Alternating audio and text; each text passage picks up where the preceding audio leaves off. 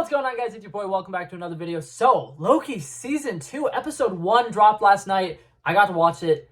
Oh, it was very, very good. Let's talk about it. Now, imagine you were secretly having a conversation about the God of Mischief. That's a low-key talk. How was that little intro card? Was it good? Was it fantastic? I'm not gonna lie, I spent an embarrassingly long amount of time on that. So even though I probably won't like it after watching it while I'm editing it later, I'm using it the entire season. I don't care. It took me about an hour and a half if you guys wanted to know. And I couldn't come up with a better joke or a better punchline or a better name for this show because this one wasn't as easy. Last Marvel show was Secret Invasion, and it was so easy to be like, Secret Invasion Saturday, posted on Saturdays, boom, easy. Loki doesn't have something like that. There's not a day of the week that is Loki related. So a low-key talk is what this is going to be. I'm now going to be whispering the entire rest of this video. I'm kidding. I'm a really loud person. I can't do that. But let's go ahead and dive right into this. So right off the bat, I will go ahead and say this.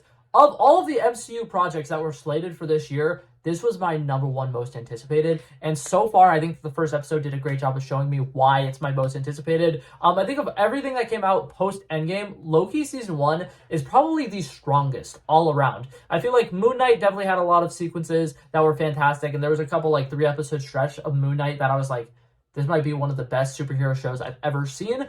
I think WandaVision definitely had a lot of charm, but I think if you go back and rewatch it, some of the beginning of it started off a little slow, and there's a lot of stuff in there that feels like they wanted to do something drastic, but because of COVID restrictions and stuff like that, they couldn't do some of the things. So last minute, they had to just throw together the final episode, and it kind of feels like that if you rewatch it and really overanalyze it. There's a lot of seeds being planted in the first couple of episodes that you can tell the last episode was going to be a lot more cool, but they kind of had to play it safe. But that being said, we're not here to talk about past Marvel projects. We're here to talk about the current one. Oh, I'm very excited. So I watched the episode last night, right before I went to bed, and it was great. It was basically everything I wanted this episode to be. I think it did a really good job of changing the tone of the show immediately without drastically changing anything about what we love about the show. Mobius is still our Mobius. Loki is still our Loki. And we still have those two characters and those two versions of those characters who went through all the hardships of Season 1 together, which I think was a very important thing that they needed to make sure they got right. And something that I really like about this episode is it all takes place within the TVA. I feel like last season, they had a lot of sequences that were out of the TVA, and they constantly were bringing Loki to the real world. And then there was stuff on Lamentus 1, and then there was this, and then there was that. And I feel like we didn't get to spend a whole lot of time in the TVA. This entire episode is in the TVA, and I think that that's fantastic. I think that's something that is really interesting about the original first season of Loki is that we get introduced to the TVA, and it's kind of a really big deal, but they just brush past it because it's just something that they need to introduce for the show. And it's not oh my God, let's take 20 minutes to break this down. They have the cute little TVA introduction video that Miss Minutes does at the first episode. But after that, they're just that's it. That's what this is. There you go. We have all this knowledge. That's all you need to know. And that's something that I've really liked about the Loki show in comparison to some of the other Marvel projects that's been coming out. They do massive exposition bombs. And by that, I mean, they give you some piece of information that is low-key huge, that low-key changes everything. Also, I did not mean to say low-key twice there, but it just kind of happened. But for instance, last year, it was released to us, and it was shown to us that nobody in the entire MCU has free will, and that everything is predetermined, and everything is scripted, and that everything that the Avengers did, the entire Infinity Saga, was supposed to happen, right? And that is a huge bomb, but they don't spend time dwelling on that. They make this huge reveal, and they just keep going on with the show. And I think that that's something that I like about this show. It feels a lot more grown up. It trusts its audience a lot more. You can tell that when they're dropping big pieces of exposition and stuff like that, it's not just to shove the exposition in your face. It's so that you know what's going on and you can comprehend things that happen later on in the show. So, for instance, though, what I would like to talk about, the OB character. This is his first episode, and I'm already in love with him, and I think that he's great, and I think that I really want to see a lot more of him in the upcoming episodes. He is very interesting, and I think that he's such a wild card character. So, in this episode, we see Loki jumping from the past to the present, to the future, all inside the TVA. He's in the same couple of locations. He literally stays in the exact same spot, just zoop, and then he's in the past, and zoop, and then he's in the future, and then zoop, he's in present time. And what I really enjoy about that is when he's first in like the past time, right? He sees Mobius. Mobius doesn't recognize him. He sees Hunter B-15. They don't recognize him. And he sees Casey. Casey also doesn't recognize him. Then he flash forwarded to our current time. All of the versions of the characters that we already knew from season 1, they know him, they recognize him, they're a little concerned for what the hell's going on with him, and they're also having to deal with a lot of things. And I think that the way that they started off this episode and they were able to start off this series and introduce all these different things that are really important is great. So for one, we get introduced to the fact that Ravonna Renslayer is gone, and they now need to try to figure out what they're going to do with the TVA, because they know that the timekeepers are fake now and everything is a lie. And they're a little confused because they don't know whether or not they should prune the branches, whether they should let everything branch. And they're kind of at a loss because, yes, they have regular lives on the timeline, and yes, they're all variants and they've been stolen from the timeline, but none of them know what they're missing out on in their regular lives. Like, for all they know, they could have all been like criminals or something like that. And Kang the Conqueror was just like, you know what? These people are in jail. Let me take these people, throw them in here so that they have stuff to do at least.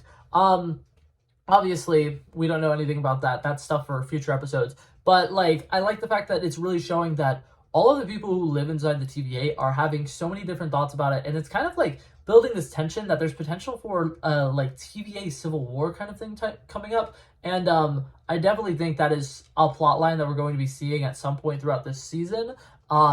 And I like the way that they're planting little seeds for that, and you can tell that stuff that's going to be coming up. The big thing that's missing, Miss Minutes is completely gone, and I like the fact that they're addressing that, and they're showing that Miss Minutes does a lot to keep the TVA running, and her being gone is a very bad thing for the TVA as a whole, and for all of our characters. They're not going to be able to deal with their temp pads the way that they usually can. The TVA is losing power, which is something that's never happened before, and I think it's very interesting. I also like the fact that they introduce stuff like the fact that Mobius has lost his memory and he's constantly being like mind wiped over and over again, and it's immediately answering questions that were unanswered from season 1, because there was stuff with like the rings on the table in Ravonna's office where he's like, I didn't leave these rings here, who left these rings here? And it was Mobius, and it was not a different variant of the Mobius, which is something that a lot of people had suspected, was that there was going to be multiple Mobiuses or something like that. It's the same one Mobius, he just keeps getting his mind wiped. And what I like about that is him, along with the other TVA agents, constantly get their minds wiped. We don't know how often. We don't know why they get their minds wiped. We don't really know much about what's going on with that aspect of the TVA. What we do find out is that OB does not have his mind wiped, ever. He remembers everything, and he is one of the only people in the entirety of the TVA who can tell time, which I think is going to be a huge factor, because up until this point, all we've known about the TVA is it's a time outside of time, and time works differently there. It doesn't work differently there. OB is able to register that it's been a certain amount of time. He has a way of doing that, and that means that the TVA might be somewhere on the sacred timeline and not in the middle of timeline or outside of time like a lot of people suspected. I don't know how true that is, but I definitely think that it opens the door for a lot of possibilities for these next couple of episodes, and I think that that's huge. I like the fact that they kind of immediately laid out the groundworks for what needs to be done in this episode. Something that I've liked a lot about the first season of Loki, and that I think I'm going to love about this episode, about this season, is this episode felt like one contained story. They had the starting point, which was Loki running through the TVA in the past, breaking into something, and then coming back to the current time.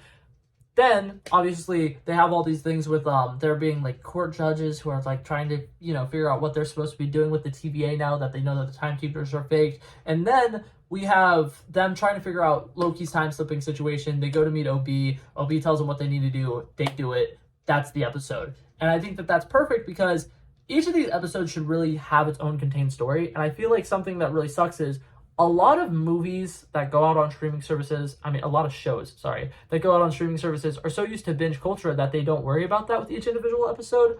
This episode had one contained story. It was a great story. We had a lot of tension. We had a lot of emotion. We had a lot of heartfelt moments. And I think that is everything we could have wanted from this first episode. I like the fact that they are able to create such an ominous feel. Every time Loki is alone walking through the TVA, it feels like literally anything could happen. And I think that that's something that is really, really cool about this. When he goes to the past and he hears the recordings from He Who Remains talking to Ravonna Renslayer. That's deep. That's scary. That's menacing. Jonathan Majors didn't actually physically appear in this episode, but you can feel his presence, and it is gut-wrenching, and I love it. It feels so ominous. Everything about the TVA is kind of like spooky and scary. I like where this is going. I think that this show has a lot of potential, and as of the first episode, I'm saying that this is going to be great.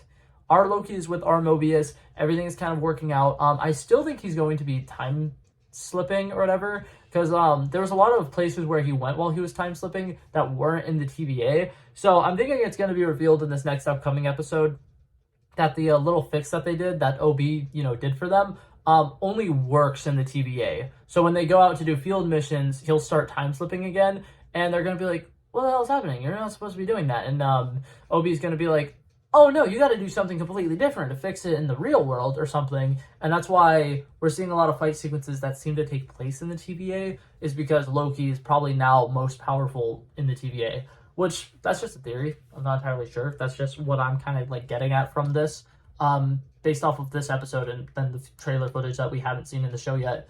But yeah, I like this episode. I thought it was good. Feel free to let me know how you guys thought about this episode, or what you guys thought about this episode.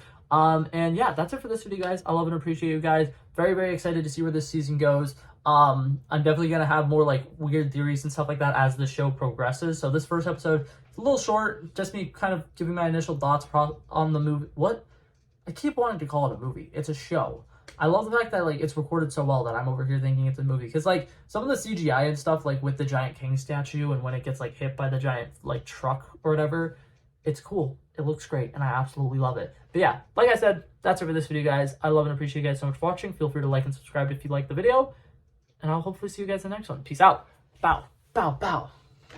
He wanted me to drop a verse, I did this. We planned a day, and then we did this. Wanna be in love with the girls with the kisses. Don't give a damn, I'll written this. I like this when I run the distance. I run a 5K, you go ballistics. I wanna live within the business. Buying more than what's on the clearances. You're getting big cause I know you're a physicist. I wanna deny this shit, I'm unlimited.